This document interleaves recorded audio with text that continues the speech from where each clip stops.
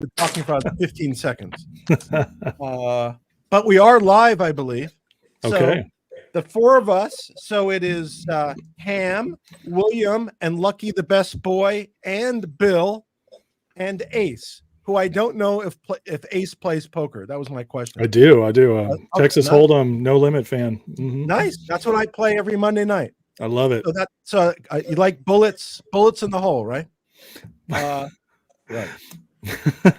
All right. So JR may join us at some point in time also. I do not know.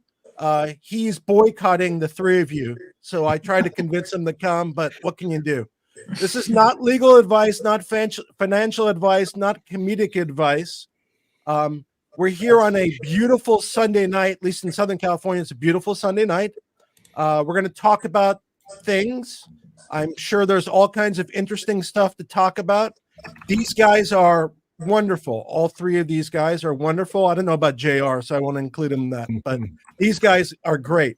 I'm going to quickly start with 3 or 4 quick things, and then I'm going to let each of you kind of give an opening statement. We'll try it that way, a little different tonight. So okay. I want to, this is kind of a little bit dour, but I want to die peacefully in my sleep like my grandfather, not screaming and yelling like the passengers in his car. My father has schizophrenia, but he's good people. Third out of 4, because there's 4 of us. Most people are shocked to find out that I'm a bad electrician. No. Oh, okay. That one took a second. All right. And last but not least, the problem isn't that obesity runs in your family. The problem is that no one in your family runs. I All right. saw that coming. Mm-hmm. Okay. So that let's move on to the 3 of you. So why don't we start off we have to move on? Those were so good. We do. Yeah. We do. You can say whatever you want. Keep it going. That's fine. So each of you, I kind of make an introductory statement. So I'm going to start off with Ham. All right. So today I played pickleball. And my first game, I played against the woman I played against before and a gentleman I didn't know, about 35, 40 years old. I tortured him so much that I wound up hitting a shot over his head. He faced it down, twisted his leg, ripped his hamstring, cut his arm, hit the floor. We had to drag him to the side because he was dizzy. That's how I started my day. After we got him settled down, I went back and played. And no laughing now. All right. This is a true story. I played against the woman and I hit a rocket at her. She was a good tennis player. She missed it. And the ball wedged in her groin, right where her. Oh my God! And the ball was stuck there. Did it stick? Yes, it did. She had these black pants on, and this big yellow ball stuck between her legs. Oh my God! That's an entertaining shot. And wow! I said to her, I need you to come on a conference call tonight because no one's going to believe it. Because there's no way I could do this. But I did say, can I have your permission? She said, yes, I can tell the story. So that was my day. I figure you wouldn't make that up. That's got to be true. I just want to know, when you hit somebody with a ball, like when you hit it perfectly and you hit somebody in the head, does that give you a lot of pleasure? Yes. Okay. Fair enough. I'm guessing by how much he talks about it. Yeah. All right, William, your turn. I mean, everybody knows me. I don't think I add much by giving it. Tell us something that we don't know about you. I was born a poor black child. You're like the jerk. You're the jerk. These cans all have holes in them. All right. There's a rumor going around that you played professional football. Is that true? I would be the ball, maybe. Kicked from one end to the other. And why are you such a big Djokovic fan? Oh, he's amazing. He's amazing. I think he's been I saw him play in Miami before anyone knew his name, and he was playing Nadal. We were sitting out in the heat, and the guy, to me, was the best returner of serve I've ever seen, including Jimmy Connors. And that summer I went to Dubai for a while with my friend, and we went to what was a British pub to watch Wimbledon. And I told my friend, watch out for Novak Djokovic. He had never heard of him, but he always remembers. So I think it was because I saw him early on. But what I love about him now, he's the modern Muhammad Ali. I won't get into his decision, but he stood by his views. They took three of his best years away from him, and he's still winning. And he's still winning. And he's a good man too. Today, when he won, Dimitrov was sitting over on the sideline crying, and Djokovic, they're interviewing Djokovic. Djokovic just said, "Excuse me," and went over and hugged Dimitrov. And then That's later he sat with all the children that do the ball boys. And he always has time for signatures. He helps the younger tennis players because they don't make money. He helps all of them. So I think he's a really good man. Okay. And, Nice. I love every time he makes a new record. I appreciate you kind of because I hear you support him, and that helps me. So that gives me good reason to. He lost. He's also, not legal advice. It broke my heart hearing your mother's story from you, but Novak Djokovic's world was destroyed by war. He had no childhood, and my dad served there, and my dad came back one time. My dad was the highest up for United States, and he said, "Bill, I go to these prisons or these outdoor, and they have the Muslims behind the gates, or they have the Bosniaks, and these young men and women, they've had no childhood." Yeah. I was gonna. Yeah, I know. That's another thing. I was gonna say it's just my mom's high school years were in Auschwitz, so that was a different childhood than I had. I always respected that difference. So I understand. The story you told that just broke it really broke my heart, and I just felt is that she walked out of Auschwitz alone. Everyone's dead, and she's walking out of there as a teenager. I can't imagine anyone in our entire ken that could experience such suffering. It now I'm saying I sound so bland, but when you first said it, I nearly lost it. It's a horrible thing. But for me, it was that was my. I grew up that all the people I knew were the same. They all had the same background. So, how does your father say his name? Ham or Chaim? Chaim. Chaim.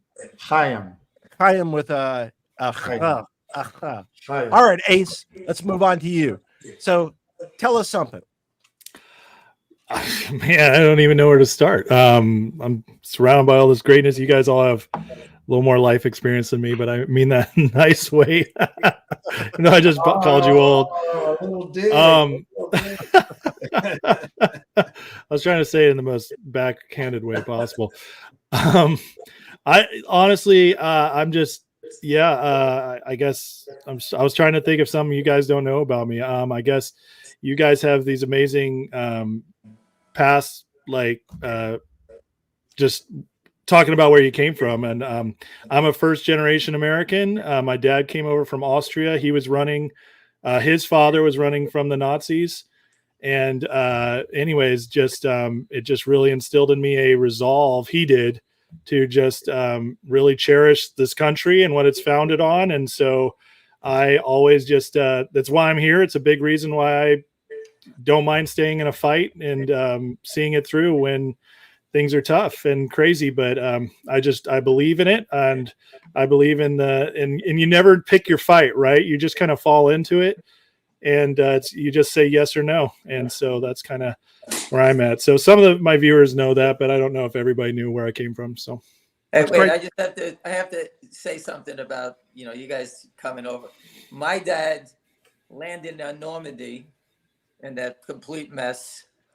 And, you know, he's 18 years old. He landed at the whole sea was red and he made it over. And That's the Saving Private Ryan. that's where my situation. dad was. But he said it looked fake. It was so crazy. He said it looked fake. Wow. And he made it over. And my father just began killing Germans, taking their watches and selling it to the Russians and sleeping with the French bald prostitutes. That's what my father did. So is that you're saying who your mom was? I don't know. And my dad, before he passed away, told my son that, and my son always remembers it. And my dad told me, "Yeah, I slept with the bald-headed French ladies." I'm like, "Oh yeah." That's a great story. All right. So I'm going to take us to a unusual topic. I'm going to ask Ham a few questions first, so maybe you can answer. So now I'm asking you about GTII and finger motion. All right. So I'm going to throw out 5 quick questions that I don't think you've ever heard that maybe you can answer. So 1, is it the same pattern? What will go first? Are there any naked shorts in any of these plays? When will it happen? And what will the price be tomorrow? Oh my Answer God. those questions. All right. GTII. You kind of posted something about Alpine pushing back about a short squeeze. Why don't you tell us what you kind of found out? Alpine, I don't recall saying that. You put a tweet. I think I saw it today. Oh God. Yeah. I must. I maybe I was thinking about. My question was to you to actually give a short answer to everyone about what you felt about Alpine and what they're doing.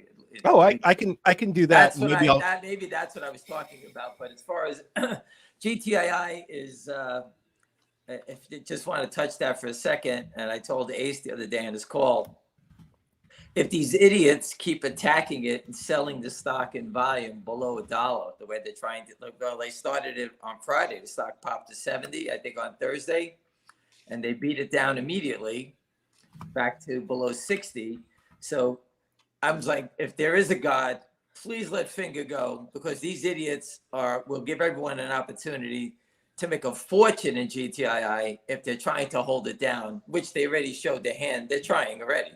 Yeah. So it'd be the play would be, it's great now. It would be out of this world if Finger goes and they're holding GTI down, because they could sell us 30 million shares here and would make it 5 times greater. So, I mean, that's what I'm looking for. And they actually started doing it on Friday already.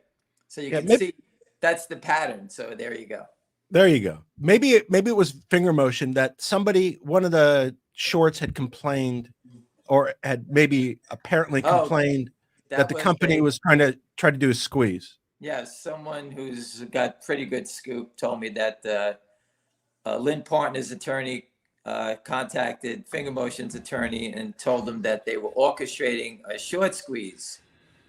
And the company was like scratching their head saying, what are you talking about? If you're on our side, what are you so concerned about? And they were pretty concerned that the company was orchestrating a short squeeze, which the company they have no idea about the equity markets. But that's what Lynn Partners, and you can take that to the bank. I'll mark that down. You can mark that down. That what I'm telling you is you can take that to the bank. It would be interesting. I think Lynn Partners would be open to the fact that they'd be willing to put up their conduct with the conduct they're claiming that the company engaged in. They'd let both be investigated. Probably not. Yeah, probably not. That's what I just told you. I'll just tell you is a fact. Yeah. Okay. I don't know what day it happened, when it happened, but the gentleman that told me is a pretty good guy, and I think he would have complete knowledge of this. And as he was telling me, he was laughing. So we all said the same thing. I said, "You kidding me?" He said, "Nope." So there you go. So you asked me about GTII, and I think I put up a bunch of videos about all these people are filing briefs in the Alpine Finra case, because all the organizations like Finra are concerned that if the way the case stands, this is where we're at. The issue is in the federal court, they denied an injunction. And that's what the appeal is about. Even though the injunction was granted by the appellate court, the appeal is about the denial of the injunction by the lower court. So that's what we're doing. And within that case, there's an appeal that's pending. And there have been about 10 different parties that have filed friends of the courts brief.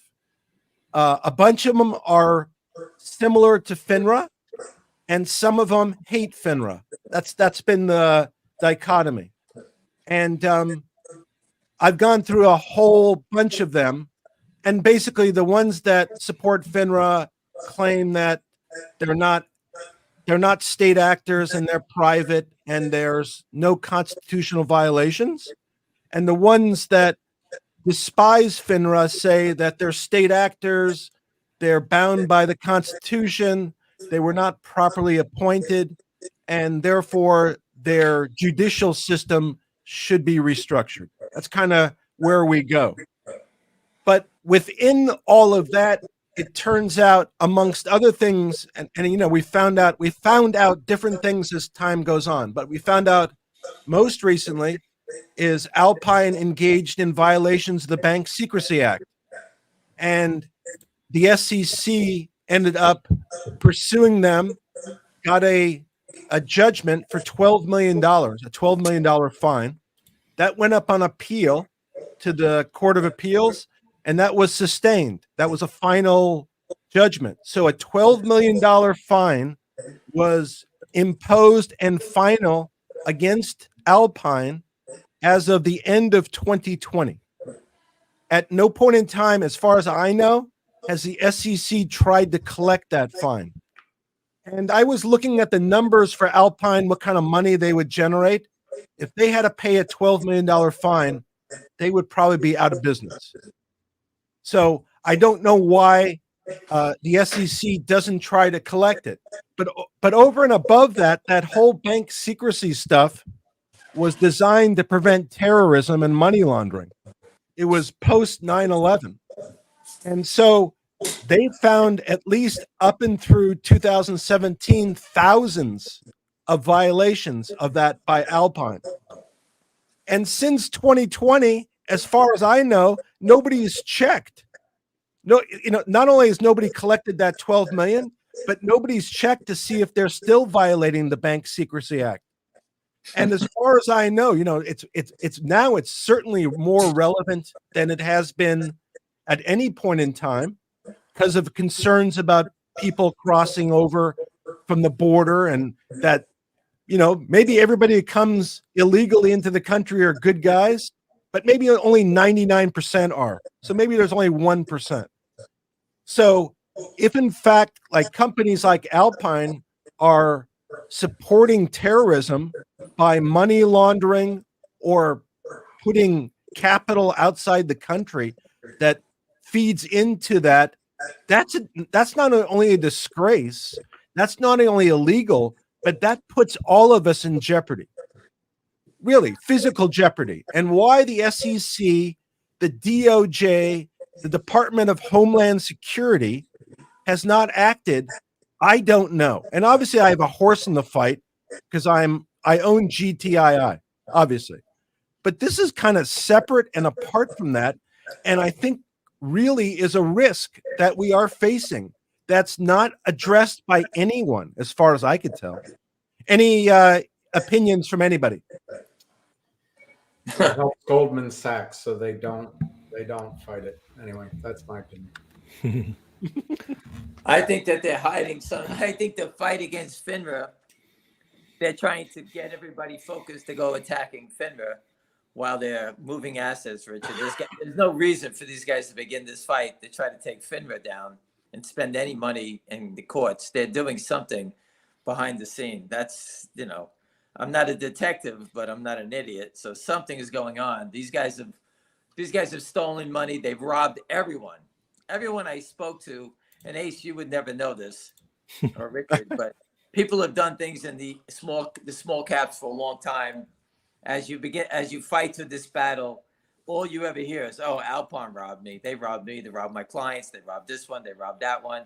So for the Kramers to do business with them, everyone under that roof is there because it's the Wild West, and you have to pay the top guy, Alpine, money. So obviously that's what's going on. So there you go. By the way, I agree that Virtu Capital are scumbags too. Just my opinion. Everyone on the street knows that guy's a bad guy. Go ahead, Ace. You were going to say something. I'm sorry. No, I actually just I was basically going to say the same thing William was going to say, and I was just remarking it. Very interesting what Ham said about how Alpine's just been known for a long time to be a crook. I did not know that.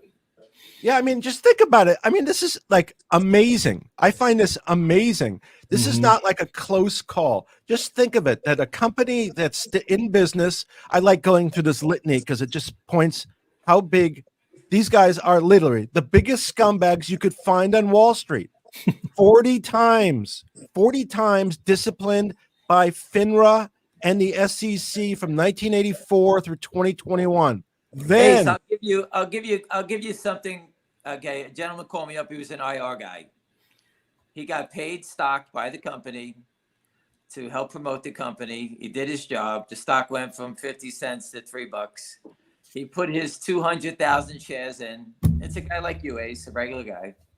He put his shares in the system through Alpine. He had to pay a fee, a lot of money to put his stock into the system. And when he went to go sell his stock, Alpine was shorting it in front of him. He could never make a sell. So they were front running because they knew he had the stock. And they every time you put an order in it, they go short it in front of him. Eventually, they drove the stock down from 3, and they bought the guy's 200,000 shares from him 40 cents because the guy needed the money to support his family. Jeez. So they stole everything in the middle there. And that's just one case. And I hear that all the time from everyone who ever dealt with them. So I could put people on the phone. They all say the same thing. They rob everyone. Yeah. So it's crazy. Just think about it. So when I say they got penalized, that means they got caught. Yeah. You know, so just imagine, basically they ran an illegal, this is my opinion, right? I would say from 1984 to the current time frame, there was probably never a day where they didn't run an illegal business. Just my opinion, because somebody gets caught that much has to really try to get caught. It doesn't just happen by accident. So just think about it, 40 times penalized by the SEC and FINRA, and then the Bank Secrecy Act violations, thousands of those. And then after that, stealing $55 million from their clients. That's the history. And then throw on top of that, they have a sex offender that they try to get to represent them. That's this company. And somehow the SEC, FINRA, the DOJ, Department of Homeland Security, FBI lets them still exist. Really? There is no excuse. That is an embarrassment to this country. Really. Well, you've got a cop asleep at the SEC, not a cop on the beat. He's a cop asleep. He said when I was there in Congress, sitting behind him, he said to Sourpuss Maxine Waters, or one of the questioners, he said, "We'll do what the courts tell us to do." And people erupted. Wait a minute, you're the head of the agency. Well, we'll do what the courts tell us to do. And he tried to start the whole thing by saying, everything I say is my own opinion. I'm not here speaking for the SEC. The guy is a weasel. Yeah. And also, there's a case that's going to be heard November 29th, which is before the U.S. Supreme Court, which is going to challenge the SEC's legal arm. And so it made it all the way up to the U.S. Supreme Court. And I guarantee you that the SEC is not just accepting what the court's going to say. They're going to argue a particular position. They're not sitting there quietly. So that stuff where they accept the court's decisions, it's not quite as black and white as they say. They try to influence and change the court's opinion. Are we allowed to write amicus curiae briefs? You can. But I don't know anything, right? That's the argument. Well, you have your own opinion. It's whatever. Listen, whatever somebody else is writing is equally as valid as whatever you write. Honestly, it's, just an opinion. The court will look at them, or, may consider them or may not. But you might want to go to that hearing, by the way, William. When is it? On the 29th? On the 29th. It's the only hearing on. It's the only hearing on that day. Juraski versus the SEC. All right, I'll go the 29th. Yeah. And it'll be interesting because if that case rules against the SEC, that will impact FINRA and every other self-regulatory organization, because they're one step removed from the government and they're acting like the government. Kind of, it's funny because one of the arguments in one of these briefs about why FINRA should not be treated like a governmental entity is because they're privately funded, privately organized, and privately managed. But what they didn't mention is they get governmental immunity. So I'm okay with the first three if you're on the hook if you screw up, but you get immunity too. That's not right. So anyway, as to the Alpine thing and GTII, so obviously there's a lot of parties that are interested because they're going to be affected. And it's unusual because it's not about the outcome of the case. It's about the injunction. So this is not about somebody decided that one side won or lost. This is about an interim thing. What was the injunction? The injunction was stopping FINRA from being able to do an expedited proceeding to expel Alpine. 36,000 violations in a year is not enough. 35,000 violations after the Bank Secrecy Act violation and after being penalized 40 times. Yes, that's not enough. I don't know what is enough, but that's kind of where they are. So depending on the outcome, if FINRA wins, Alpine may just go through the system and then at the end of that, then file another appeal. Because there'd be no reason for them to do it at this point in time. If Alpine wins, FINRA will file an appeal to the Supreme Court. And I think the Supreme Court will hear the case. Because they're hearing that Juraski case about the SEC. So this is about FINRA. I think there's a good chance they'd hear about it. But in the meantime, these MFs from FINRA could go out and just shut the doors on Alpine. And that's what they should do. And there's no reason for them not to do that. And besides me occupying all the time yapping away, does anybody else want to say something? Yeah, I was going to change the subject. We wanted to just touch on it and not the whole criminal career outline. Got it. We know they're bad. I want to go straight to the news about South Korea banning naked short selling. They've been bubbling over on this for a while. And, you're going to get all the critics come out and say short selling is good for the market. And I'll be the opposite, telling you short selling is complete fraud. Everything around it, they hide it in secrecy. The whole thing is just a stock loan. Everything around short selling is all criminal activity. It's all run in the dark. There's not one thing that's public about short selling. All right. The only thing public about is we see someone borrowing the shares, never ending in finger motion. As soon as they borrow 100, there's another 100 for sale that they can borrow. And as soon as they take that, there's another 100. So the whole thing is complete fraud. I don't need a short seller to tell me when something's overvalued. Ace may need it. William may need it. But I can tell you right now, if someone knocks on my door and offers me $3 million for a house that's worth $600,000, trust me, they'll have it in 2 minutes. I'll sell it to them. Unless you have to ask your wife. I'll be dragging her by her hair. Trust me. I don't need a short. I have to wait. A short seller's got to tell me it's overvalued to sell it. I think it goes till June. I think I read today.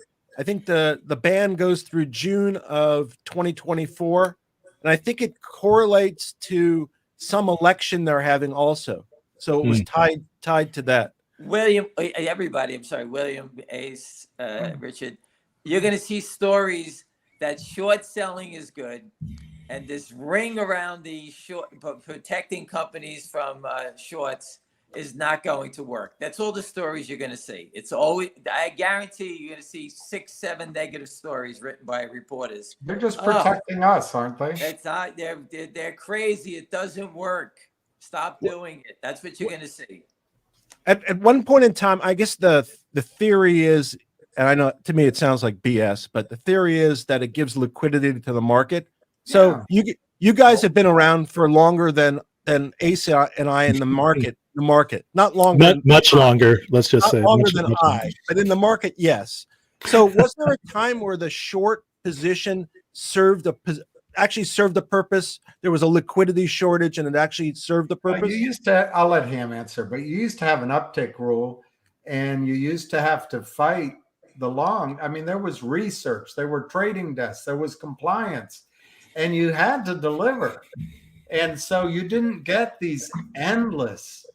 You could cheat a little bit, and there was some, but you didn't get these endless movement. What they do is sell stock that doesn't exist, and then they leave that alone and move it around. They sell more that doesn't exist, and they sell more. And the apologists say, oh, check the no-bo list. Oh, they have systems in place.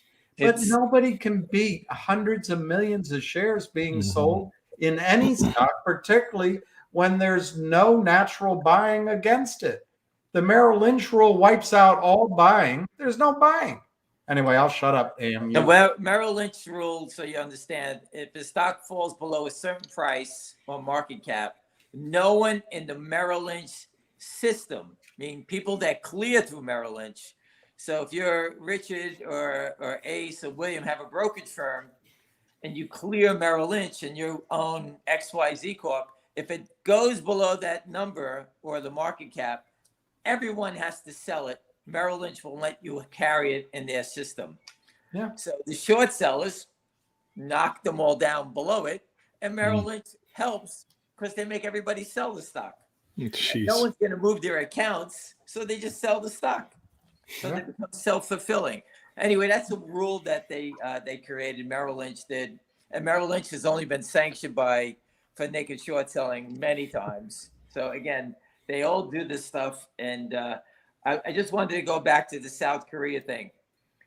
What happened in 2008, they put a ring around the banks, and they protected the banks from being shorted. No one could short the bank stocks because they were all getting destroyed back in the day. And everybody was screaming, what about us? They only did the bank stocks. All the other companies, it's open season on us still. And they just kept saying, oh, it's never going to work. The system needs these guys. And that's the same thing you're going to hear about South Korea, because they don't want it to gain any momentum around the world. Wherever the DTC is, touch it. These systems have all been set up by the DTC. And the only place the DTC doesn't have its greedy fingers in here is in the Middle East. And they're trying to do it. Why don't the markets close for more than 3 days at a time? Well, they don't want stocks to actually settle. Isn't that for the banks though? Also, because they don't want to run on banks. Well, the market the market is continuing that settlement, so it's a CNS. It never stops. It's like a shark. It's got to keep moving. So they never stop trading, and if they wanted to, which we all agree on, shut it down for 4 days, settle everything up. Like for example, if you were to buy crude oil, okay, and your contract comes up and you sold it short on expiration, you have to deliver the oil. Yeah. Or pigs or whatever it may be. You have to physically deliver that. In the equity market, there is no settlement, it just keeps going. That makes absolutely no sense. I mean, the shorting would be fine if they had to settle in 2 days. Then it's perfectly fine. I'd have no problem with it. It makes Well, no the other sense. thing they've taken away is knowing your customer. They do Right. these toxic financings, and you don't even know who the buyer is. The basic laws, the basic rules of working on Wall Street, you had to know your customer. You had to disclose your customer. Right. You don't do it anymore. They don't. That's exactly right. No one knows. For example, the guy from in the GameStop video that works for Share Intel, the chubby guy, he worked at Morgan Stanley. He said, "I naked shorted every day." Well, Mhm. I look at it this way. Well, Fatso, give us the name of your client. Exactly. Yeah. Who's your client? Give him up. Mm. I says, I never did it. I had tremendous clients. And I had to go to my back office and see if I could short a stock and call back my clients. Hey, listen, I can't take your order here because we can't borrow the stock. And I lost business over it. Yeah, I don't. But here, it's the Wild West. Do whatever you want. No one cares. I never play the don't pass line in craps. I feel the same thing to me. That's the shorts. Who wants to play the shorts? I was going to say, you were talking about or you alluded to the banks, banks being too big to fail. I don't know if you said exactly that. And I was looking at, I think it's Norway in 2008. I think it's Right. Norway. They They let the whole thing, right? I read They it. let their big banks fail, Mhm. and they supported the citizens. That was the way they approached it. And they ended up, everybody was much better off. And too bad the big banks went bye-bye, but that was it. In Iceland?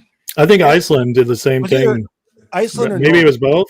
Someone Maybe posted both. it on Twitter. I read it recently too. Yeah, it was definitely Iceland for sure. Did it? They prosecuted too. Right, they did. Right, that's correct. Mhm. Yeah, I mean obviously that's what we should have done too, and the citizens would have been better off. Probably Oh, yeah. less inflation, less corruption. It would have put. I was going to say is you were talking about all the shorting, the naked shorting, counterfeiting. So I understand why FINRA and the SEC may step back, but what about the DOJ, the FBI, and the IRS? Why are they asleep? All they would take. That's the number one question. Who would support this? There's Right. no taxes being paid. It destroys Mhm. jobs. It destroys tax revenue outside of income, just from employees. It destroys our national security, destroys technologies that we invent, go to China. Who the hell would be on the side of all this? It's so much money, and people can't understand that it's trillions and trillions Mhm. of dollars, and it goes to the elite people at the top who manage trillions. They can't get the returns without cheating, and they're not American. The Goldman Sachs, Citadel, SAC, all at Virtue, they're not American. They're citizens of the world, and they're just cheating as long as they. Yeah. That's my. Well, when politicians get like $100,000s of dollars just for speaking to these people, I mean, Hillary after the election, she got like $400,000 check for a speech she made to Goldman Sachs or something like that. Her decision making. Yeah, that doesn't affect your decision making. Book deals, all that. That's where it goes to. Just go all the way to the top because they're the ones who can tell everybody to lay off. Yeah, I was going to say. So I don't know. I can't say it happens, but this is my speculation. I speculate that the SEC, FINRA, DOJ, FBI, IRS, some of those guys get paid off. Just my speculation. I have no proof. You don't No think proof. so? They don't get a phone call. Hey, you want your daughter to go to Harvard? We need you to go along with Seriously, it. yeah, That's right. Yeah. But what else makes sense other than that there's payoffs going on to some degree? It's corruption on a massive scale, and I will speculate it starts with the $10 billion raised for Haiti that went nowhere except into government corruption. Well, it went somewhere. It went somewhere. It Maybe didn't not go where. into Haiti. Yeah, not where it was supposed to go. No but it more went tracked. somewhere. Yeah. Yeah, but I mean, we're talking about probably like hundreds of billions of dollars, if not trillions of dollars. And the article with the toad on the front, one bourse, 1 year, $27 trillion sold of North American equities that don't exist, no taxes paid.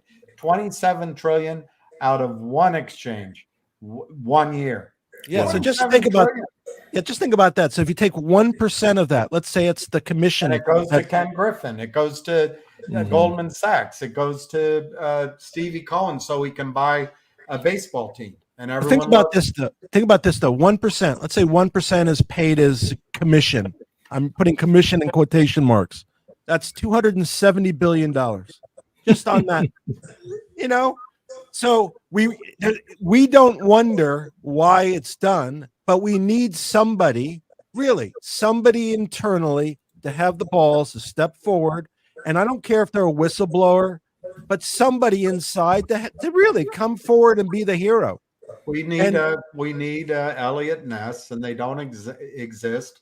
I stood in front of the SEC before I met any of you except for him, and I talked into my camera, and I told Gensler he could go down in infamy, he could go down as a hero, or just forgotten.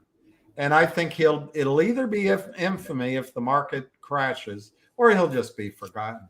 But he could have been a hero. No one remembers all of the FBI agents. You can't name one other than Hoover and Elliot Ness, because Elliot Ness was honest. I remember Serpico was honest, I think.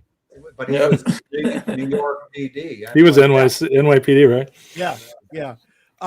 I think there are people out there, and maybe it's a whistleblower, and maybe they just want to get rich, and that's fine with me.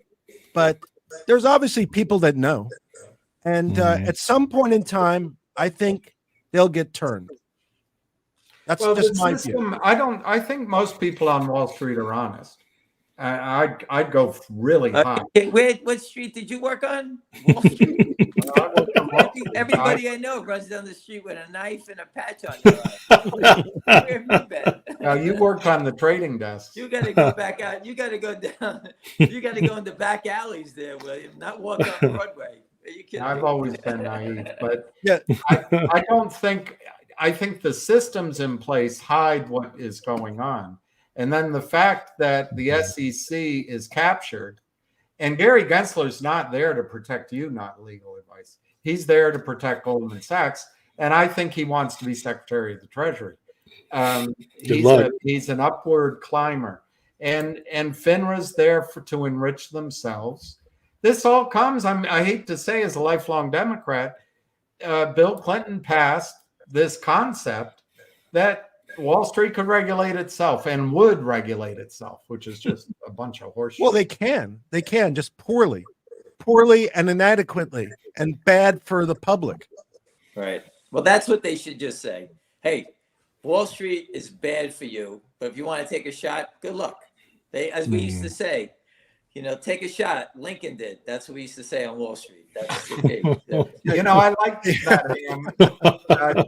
That's a better joke than anyway. That was good. That was good. William, I just have something for Ace. I posted it today.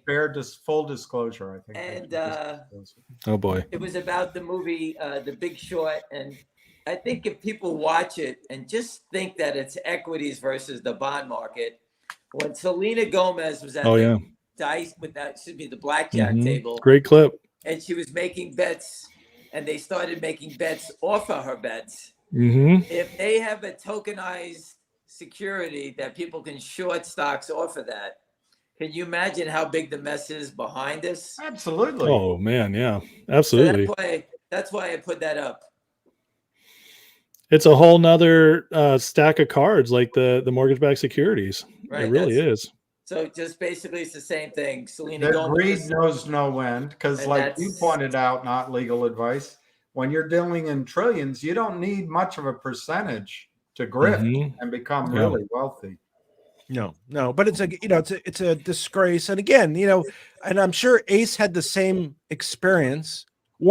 First of all, this is coming from a lawyer with the, how good reputation is of lawyers, but even the lawyers, 0.5% of the lawyers ruin it for 1.5% of you. In Back to the Future too, they promised by 2015 they'd abolish all lawyers. I don't know what happened. I was going to say is that even from a lawyer, lawyers think that the financial guys are corrupt. So that should tell you something. There you go. Sorry, William. No, it's fine. All right. Anyway, hopefully we'll get somebody. I know you've talked about Patrick Byrne, that he would be somebody that would target the shorts. We just Only need if some. he said it when we had him on the call. He said when Trump wins, he'll end naked short selling within 2 weeks, and I Yeah. believe him. He's that type of guy. So he's tied his. By the way, the rules are there, aren't they, Ham? You could just do 1 or 2 or 3 things and it's over. Mhm. Like Yeah. locate, settle, uptick, name your customer. How all about they have no? to do, I can How end about this thing in 10 minutes. Just grab Mhm. that fat bastard Savvy Helmets. Where'd he get the money to buy a $10 million condo? Drag him by his hair, lock him up, take his assets. The whole street will shake. That'll be the end of it. One guy. Actually- And not legal advice. How about in court when you have a bankruptcy and a whole class of security ceases to exist, that it has to be 1099? I'm with that. I'm with that. I agree with that. I also would say that when they arrest Shabby or Snabby or whatever his name is, All right. they go to his house with like 15 FBI cars at like noon and a helicopter, and let everybody know that that's the future treatment. Make a That's display. it. Absolutely. One guy, he has, there's posts where he's done stuff with Lynn. Scott, the real Scott Dodger has put up many times. He sees that the deals that Lynn invested in, Savvy was investing in. So they all do the same thing. These guys all work and they do the same deals and they do it again. Again, there's a trading desk somewhere that's handling this for this whole crew, because these guys are not. Trading is very different from what these guys do. And I don't think any of them can handle it. Zero. To me, it looks like the same pattern. just me. By the way, Sounds like the same joke. type of events do spiders like to attend? Say that again? What type of events do spiders? Webcasts. No, webbings. Webbing, yeah. Webbing. Webinars. All right. Sorry, I like Williams better. torture a little. Yeah, I didn't say any of them are good. By the way, I'll maintain. We work Occasionally on you volume. surprise me. Occasionally We you work surprise on- me. Yeah, volume, not quality. That's what we shoot for. Quantity over quality. Anything else about the GTII situation, Ham, that you want to address? I think it's super interesting right now. Again, I never know which one's going to go first. And, the pop the other day in the stock shows you that, the bad guys are still alive. That's for sure. Mhm. All right. No, if a stock is going up from 60 to 70, who the hell wants to sell it back down to 60? Richard, it's not legal advice, or Ace. If you wanted to sell your stock at 60 cents, why did you let it go to 70 if you wanted to sell it at 60? Right? What's the race? Why would you let it go up if you're just going to put it back at the same spot?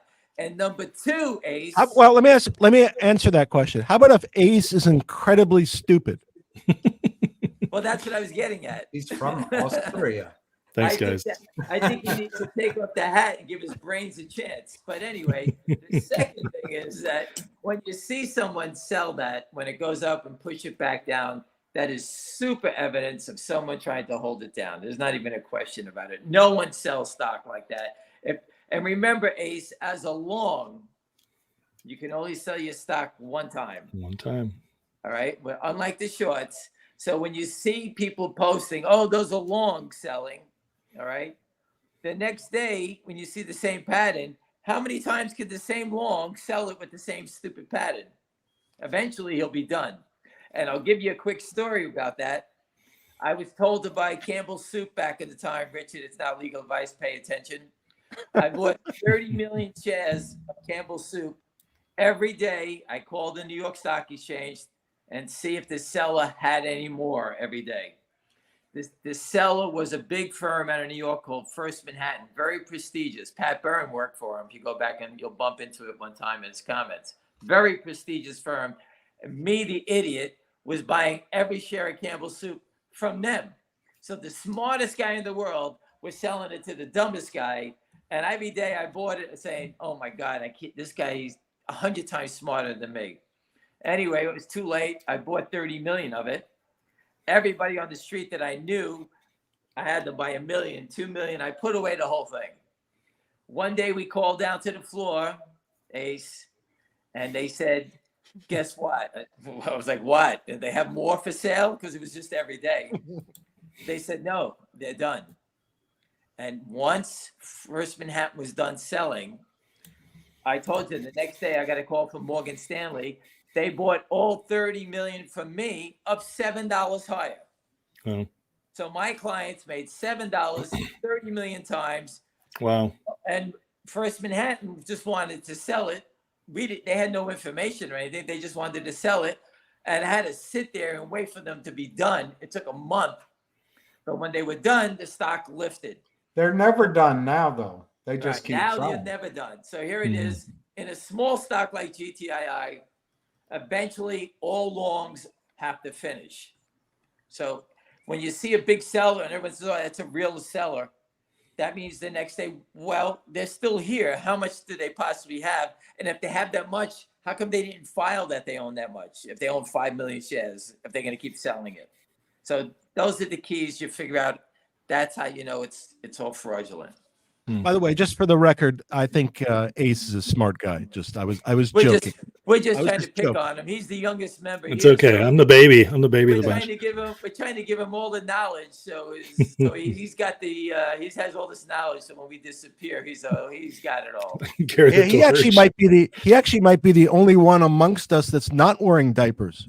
It depends. It depends. Not. It depends. Nice. He's been in the chair for 4 hours, Richard. He has a diaper on. That's how William never gets up.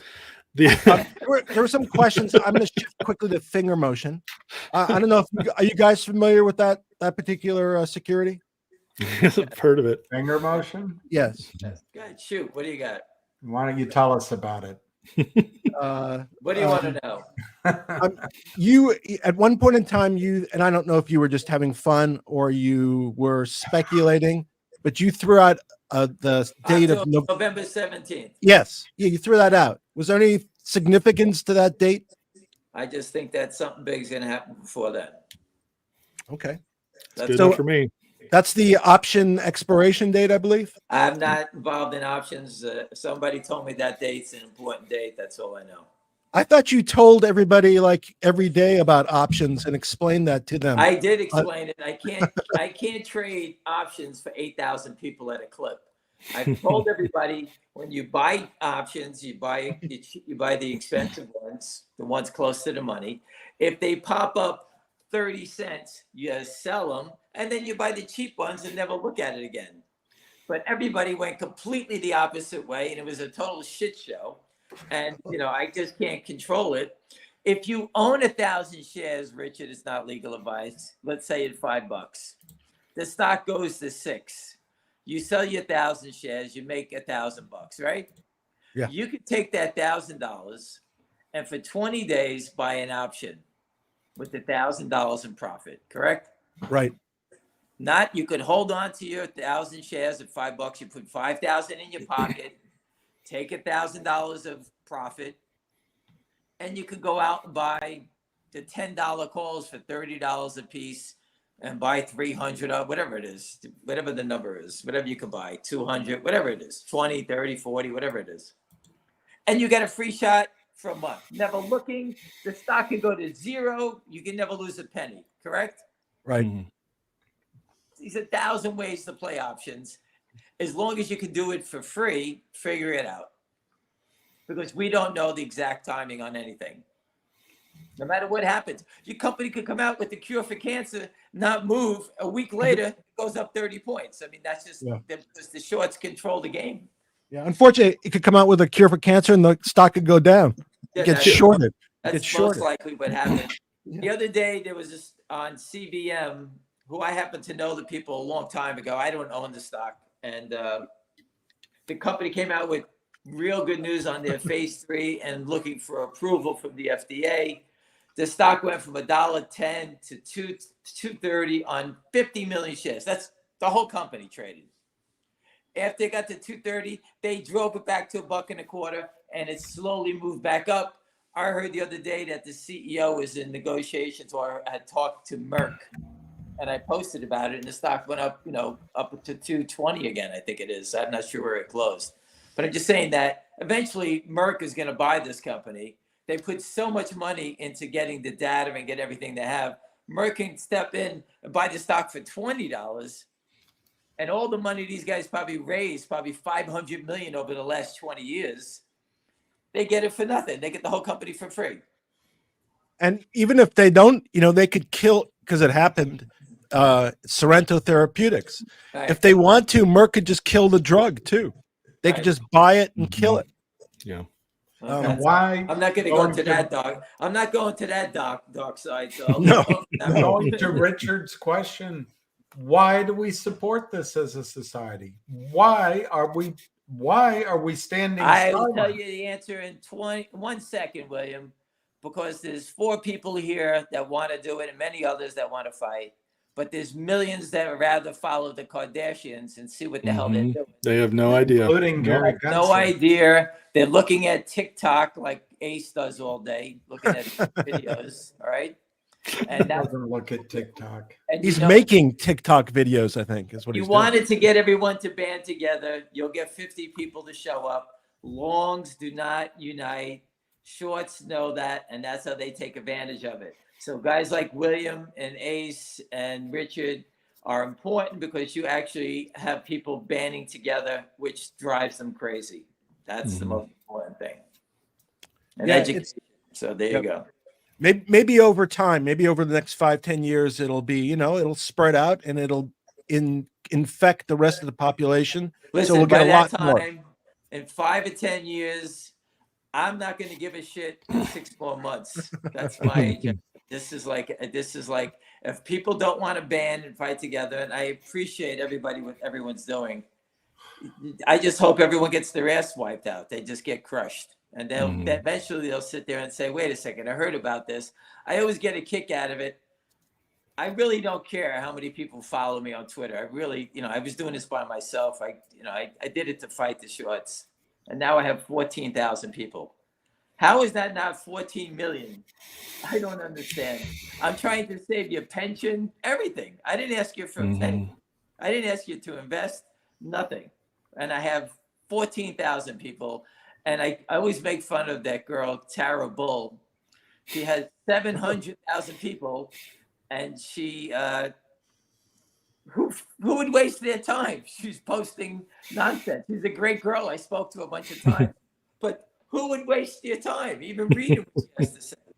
But people do. I don't know. Got me. You need to get an OnlyFans, Sam. That's the difference. I wonder if I think people are afraid to accept the truth. That's definitely part of it. They don't want to be uncomfortable. Yeah, I mean, because if they discovered that their investments were at risk, they wouldn't sleep at night like us. They wouldn't sleep at night. And this way they don't have to bother with it. Whatever. Yeah. Well, you know what's going to happen? Somewhere along the line, even if they're not in the equity markets, they may be or buying a property or something and get dragged down by Wall Street. Somehow Wall Street's going to bite them on the ass. I can't tell you what it's going to be, but they control everything, whether it's auto sales, whatever it may be. You can go buy an electric car from where is it? Rivian? Is that the company? RVIN? So that is an electric car company. Yes. Right. You could go buy a car from them. And beautiful cars. I stopped in their showroom one time to look at them. Beautiful cars. You can buy it. They'll drive it out of business. Now you got a company. How the hell do you fix anything in it? Because the company's out of business.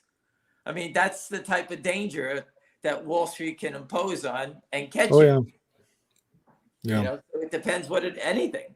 There was a company, I think it was Second Sight. Second Sight was a company working on helping people that were blind see again. And they actually, I bet you I could find a story on that.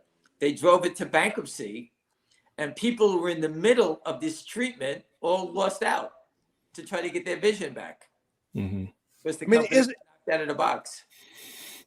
To me, that is so immoral. I mean, that again, because those people eventually they're going to need whatever they put out of business, or a family member is going to need it. And they're Well, going to that's be why responsible for it.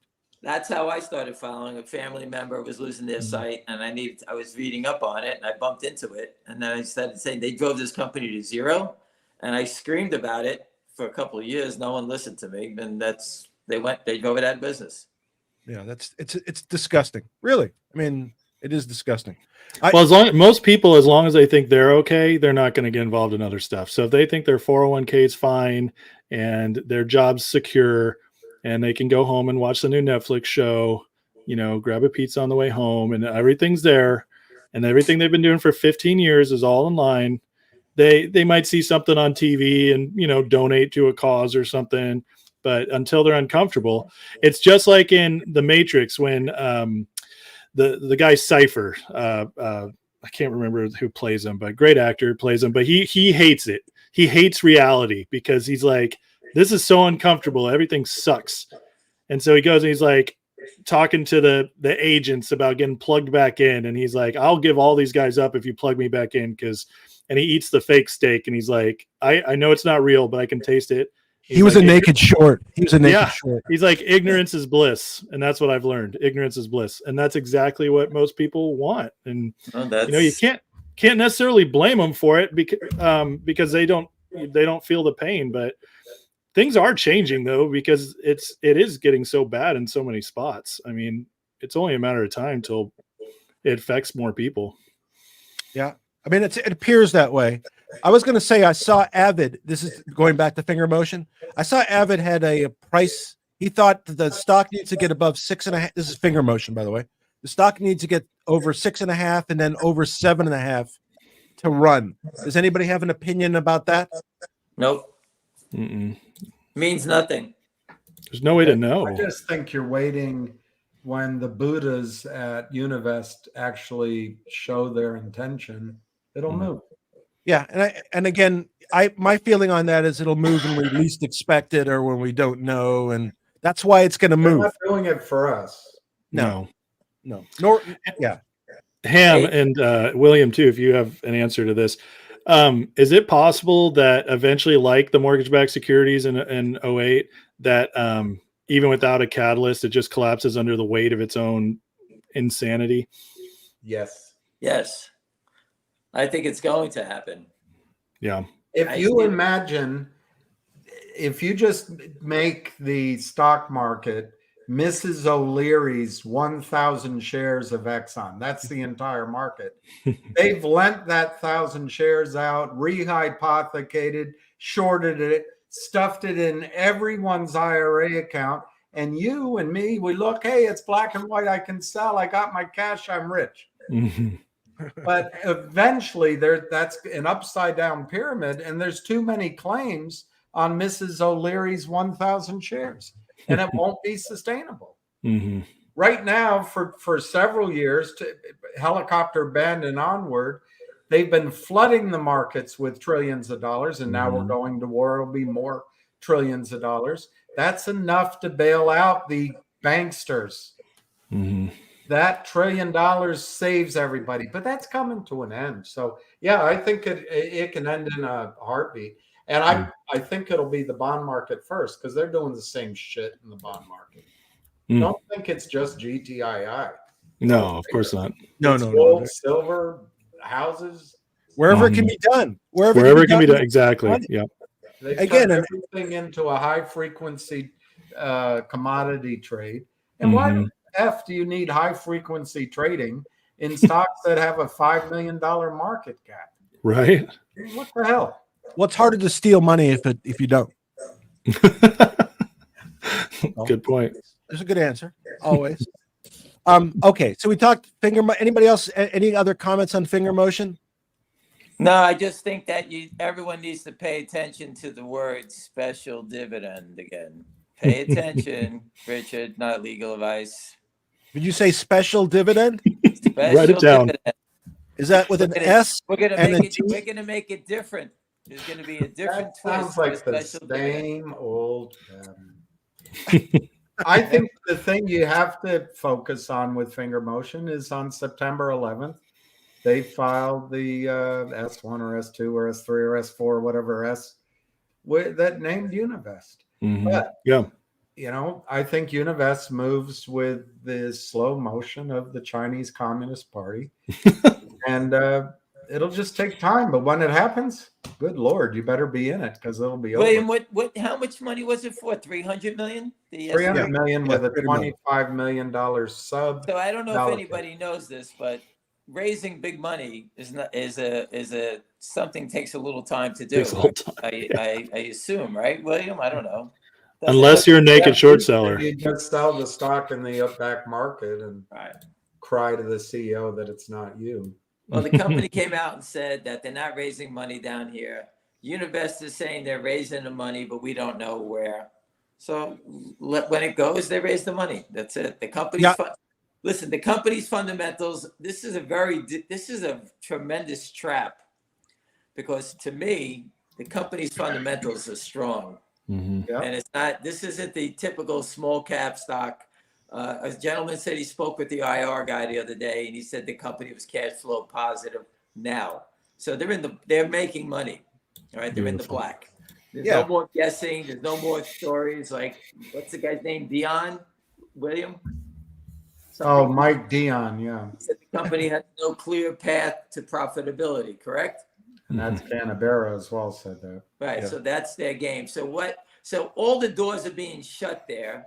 Mark Bazile has subpoenaed the Wix. I think it's called Wix. Am I right, Ace? Wix. Yeah, Wix That's website. That's who's hosting their website. Their lawyers contacted him, and he said that he will get that information shortly. They want nothing to do with whatever criminal activity is going on here. So, when Mark gets it, I'm sure he'll tell us and he'll put it out in a press release. But, that's what I spoke to him. That's what he said. That's the protocol for that. So that's what he told me. And hopefully it'll shut up others who had maybe have second thoughts now that they'll have to hire lawyers and it'll cost them money. After Capybara, is that the right one? Capybara. Then he's going after, obviously, the easy one is going to be Benzinger. Benzinger posted a negative report that was filed by no author, nobody. No, it was just someone put up 12 sentences on his site, and they don't know where it came from. So he either has an email or a contributor that sent it to him. He's a preferred distributor information to all the big brokerage firms.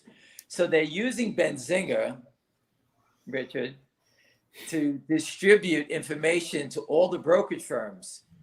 So when there's this negative story, it pops up on everyone's platform. Right. And little finger motion has exposed this little gap, and I didn't know it until we found it out. But Jason at Benzinger is the gatekeeper who knows who's doing how many more of these companies they've done it to. It's an interesting name, by the way, Benzinger, but whatever. But TD Ameritrade said that they don't even screen them; they just post them. They don't look at them. So, like, the algorithms and I thought about that. The headlines. Well, I thought about how ridiculous that could be. What happens if the post was the head of TD Ameritrade is a sex offender? You're telling me they don't even look? Not legal advice. They will take down a bank in 2 hours, maybe even Goldman Sachs when they turn on each other. Mhm. And they'll use the same tricks. Yeah. Well, anyway, Richard, if you go out and look at what Lehman Brothers, Dick Fole said, they're naked shorting us. That's what he said. That's the chairman of Lehman before they knocked him out. They did it to Bear Stearns. They did it to him. They did it to United Airlines. They did it to Andron. They did it to Taser. They did it to Krispy Kreme. Blah, blah, blah, blah, blah, blah, blah. There's a lot of questions going on Finger and raising money at these prices and all that. I think you just have to ask yourself, why did they go as high as 300 million? To me, there can only be 2 or 3 things. One, they're going to do a joint venture with someone. And in China, that essentially means the Chinese government. 2, they're going to acquire somebody. Or maybe they get acquired. But what if the announcement is that Pacific Re is going to put in $30 million, and then Univest is going to have China China Mobile. CNOOC, the oil company, put in 100 million. I'm trying to make it up, but that's what's coming. They're working in the background. They You didn't can't do announce anything 300 unless million because there's and- nothing big coming. Listen, in the equity market, you have to, unfortunately, as a public company, you have to file and show your intentions before you do it. Right. The shorts go after it as a negative. Oh my God, they're raising money. No one said they're raising money. They just go out there and the stock, Richard, Tom, Indian, Oscar, okay, Wes Christian was retained by them. I closed my eyes and I'm thinking of all the details here, but I think it was Wainwright, the brokerage firm, called up the company and offered them money. And they had all their short sellers selling it before the company, before they went to the company. The company said no. The stock turned from $1, I think it went to $5. Okay, they caught all these guys shorting, thought that Wainwright was going to get the company to do a secondary, and they said no. So these guys were all short. Then, because they were short and all trapped, they brought in Hindenburg. They hired a real gun to go out there and destroy the company. All right, that's the big boy. Hindenburg became the new Andrew Left or Carson Black. So Hindenburg came out with their story. Hindenburg was just beating up Carl Icahn, dropped down. It's like a race, a horse race, Richard. They went from a stake horse. They went to a claiming $20,000 claiming stock, which is TIO, which is complete nothing compared to a Carl Icahn stock. But they must have got paid cash. Write a story, get it out, because we need to knock this thing down because we're all trapped. And that's what they did. The stock went from 5 to 70 cents, and I think it's languishing around 80. And that was a group of people that trapped themselves. And Wes Christian is involved in that case. Okay. I don't want to keep you guys too much longer. I noticed there was a question about, and because obviously I appreciate your time and whatever, but you guys are, you're on the East Coast, and I don't want you guys to not get your beauty sleep. Somebody asked about GTI dividend. Anybody have a opinion? Well, obviously, it's turned into a shit show, which I've always told everybody it's going to happen. Brokerage firms are now in the stage of committing security fraud because they actually are doing an unregistered offering. They're putting stock into people's accounts, or if they don't have it, they're telling you they're making up stories about the delays. Right. Or C, they're doing something where you have to pay them so they can give you your dividend.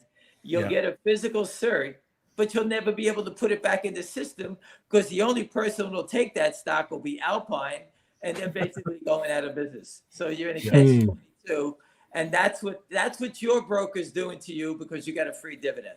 Think about that. And I hope everybody gives their broker a hard time about that, because that's it takes you 10 minutes. Have fun with it. Record them. Why not? You're doing something that is earth-shattering. That's what this is all about. What you're doing is you're getting to see how Wall Street gets around fraud and how they're just trying to cover it up.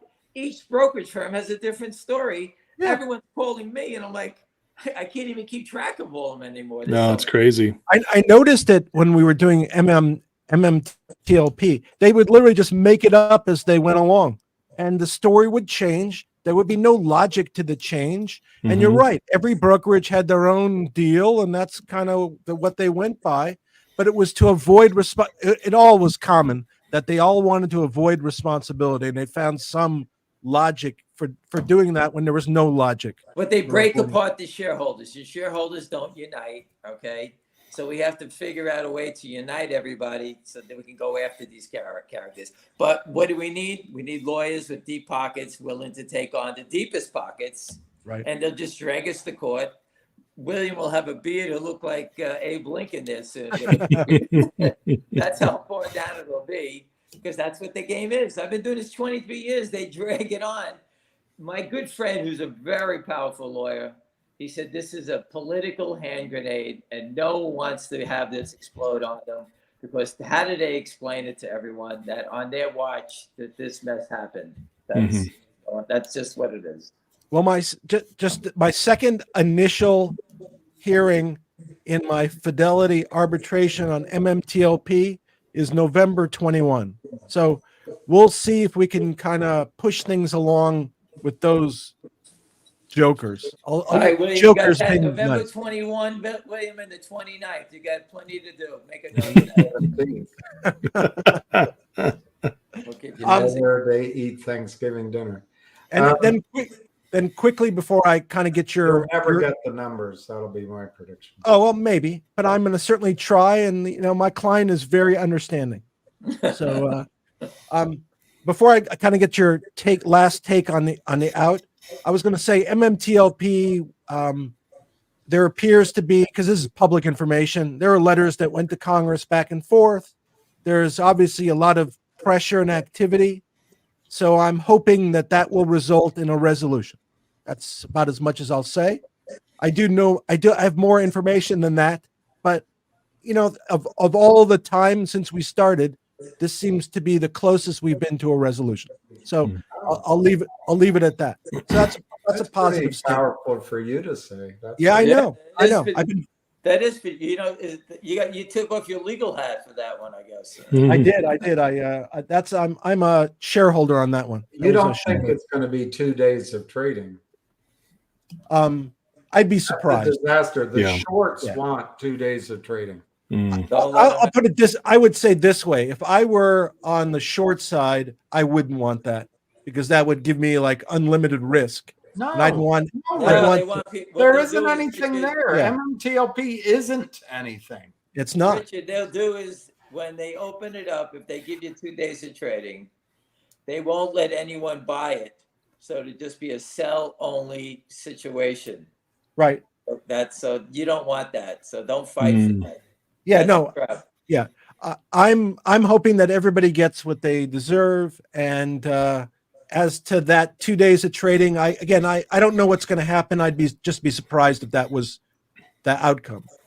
But I'm more optimistic than I have been in 11 months. So that part's 2 good. days of trading, the shorts got a lot of result for the money they've spent on Twitter interferers.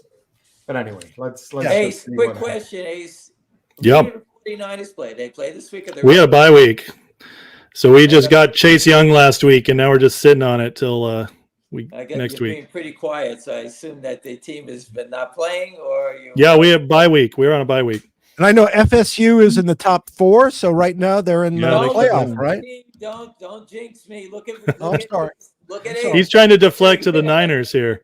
Hey, I think this question is pretty important because it's come up a couple times in the chat, but I think this is good for Ham. There's people nervous that Finger, because the Lind lawyers brought some up to him, that Finger would make a deal with Lind. Do you think any way that's happening? Yes, I just saw them in an alley in New York City. They're making a deal. Whoever said that, I'm going to tell you. I'll tell them straight out. Whoever told you that, you ready? They're a fucking idiot. That's the stupidest statement I've ever heard in my life. All right. So you don't think it's true, in other words? That is the stupidest. In English. That is the most. I don't even want to use that word. It is the most. I can't even. That's stupid. There have been CEOs that have made deals with the shorts. But There's no way that's Finger. happening. I guarantee you that'll never happen. You heard it the will word. not be Finger. It will not. I didn't think so either. I just wanted you to answer it because I saw it several times in the chat. And I would be very surprised too. So we're all united on that. Why go this far with it if that was going to be the end goal? There's just no. I know Finger 5 years. Yeah. I guarantee you that anybody who's saying that is an idiot. So I tell them to leave your chat and go do something else. Sell your stock and move on. That's idiotic. Yeah, I'd be very surprised if the CEO gave us the finger, to be honest. It's the best one you made up. That was. Thank you. All right. Anything else anybody wants to say before I let you fine gentlemen go? Ace, thank you very much for exposing the Dumbo, whoever said that. But anyway, I hope it wasn't you. Anyway, listen, guys, have a great night. Thank you, Ham. Thank you very much. Thank you. All right, guys, have a great night. So Thank you. all those colleges that you were talking about, that was all football? Yeah. Have a good night. I'm out of here. William, anything you want to say on the out? I you do a great job. You guys are always classy, not legal advice, and Ace always unflappable, whatever it means. I've never learned what flappable means, Yeah, but either he's did I. unflappable. I was Either just did I. thrown around out there. Yeah, you can be unflappable, but not flappable, I guess. My dog's lips are flappable. But the only thing I think people should keep in mind for the end of the year is there's going to be tax loss selling. So you know, anyway, we don't have to talk about it now, but we'll talk about ways to make money for that. Lock in losses. For example, when you get a settlement with MMTLP, it doesn't all have to be taxable, but it's also just to move. Don't stand like a statue, like Ham always says. Try to make some adjustments to your portfolio. I think there's going to be huge opportunities to buy 6 or 7 or 8 of these companies in the last 2 weeks of December. And you might have a trade for the January effect. So anyway, I think there's good things ahead. And but unfortunately, I see selling for tax reasons over the next 6 weeks or so. Thank you. How about Ace? I mean, similar to William, I think that I'm watching the economy really closely is what I'm watching, especially a lot of the indicators. Bond market was brought up. That's one of them. Treasuries, what's going on in Japan, and then even here at home. And it's not looking good. It's not looking good. I'm looking at right now, even at a chart that shows the M2 money supply is contracting at the deepest levels ever seen. That's liquidity just being drug out of the system. And they just can't print like they did in the past. They can't, or unless they want to face hyperinflation. And hyperinflation, that's how politicians get voted out. So they don't want to see that. I don't think they'll print the same. So they're in this rock and a hard place spot. And I just think we're on the verge of a major market correction. And I think that those of us in these stocks, it's good for us because that's the kind of thing that breaks them. That's the kind of thing that breaks mortgage-backed securities in 2008 and now this. So along with the companies fighting for us and whatever they're doing, we who are prepared can reap the benefits of this and hopefully position ourselves to also expose them in the process. So that's where I think we're at. I think there's rough several months coming ahead for our country. But I think that if we do it the right way, most of us can come out of it in a much better place. So thanks. Thank you, Ace. Thank you, William. Thank you, Ham, there. And enjoyed it. Thanks. I always enjoy listening to you. And obviously everybody listened to Ace and William. And not. Okay. Everybody. But enjoyed it. Have a great week. I'm sure we'll be talking during the week. We need to invent a system for us for not legal advice when he's on where we can block the jokes. Like I was just going to say that. Censor. Right. That would be a great app. The joke block app. I'm up for it. Maybe with AI now, we can predict when he's about to unleash one and just say That's right. Anyway, thanks again for a great conversation. Thank you very much, Richard. Thanks, and we'll see you during the week. All right, have a good day, guys. Richard. Bye-bye. Thanks to everybody else. Good night.